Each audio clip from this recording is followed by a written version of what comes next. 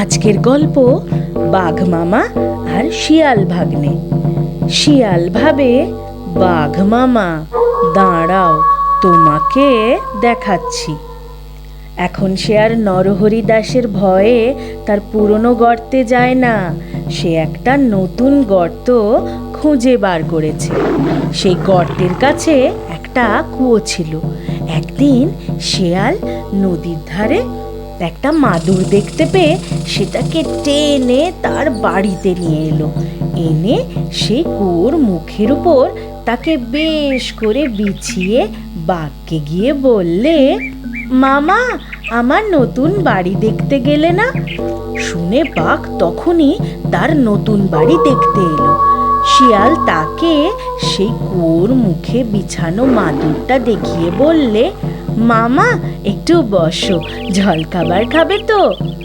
জল খাবারের কথা শুনে বাঘ ভারী খুশি হয়ে লাফিয়ে সেই মাদুরের ওপর বসতে গেল, আর অমনি সে কুয়োর ভেতরে পড়ে গেল। তখন শিয়াল বললে, মামা খুব করে জল খাও, একটু রেখো না যেন।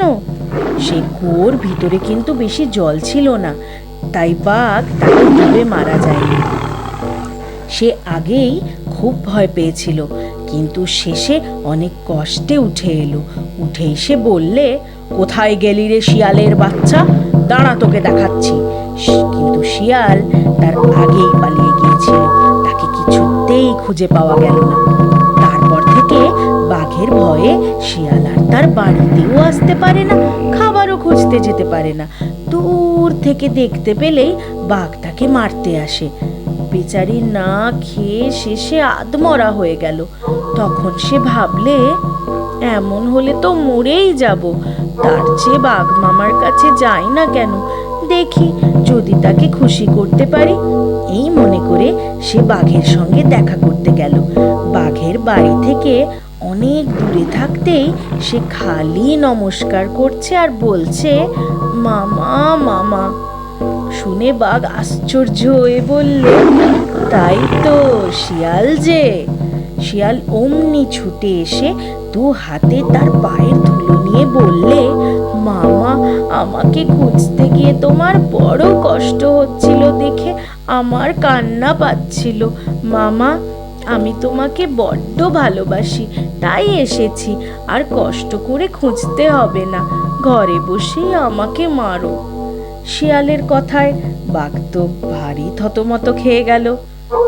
সে তাকে মারল না, খালি ধমকিয়ে বললে, হতভাগা পাজি, আমাকে কুয়োয় ফেলে দিচ্ছিলি কেন? শিয়াল জিভ কেটে কানে হাত দিয়ে বললে, রাম রাম, তোমাকে আমি কুয়োয় ফেলতে পারি? সেখানকার মাটি বড্ড নরম ছিল, তার উপর তুমি লাফিয়ে পড়েছিলে, তাই গর্ত হয়ে গিয়েছিল।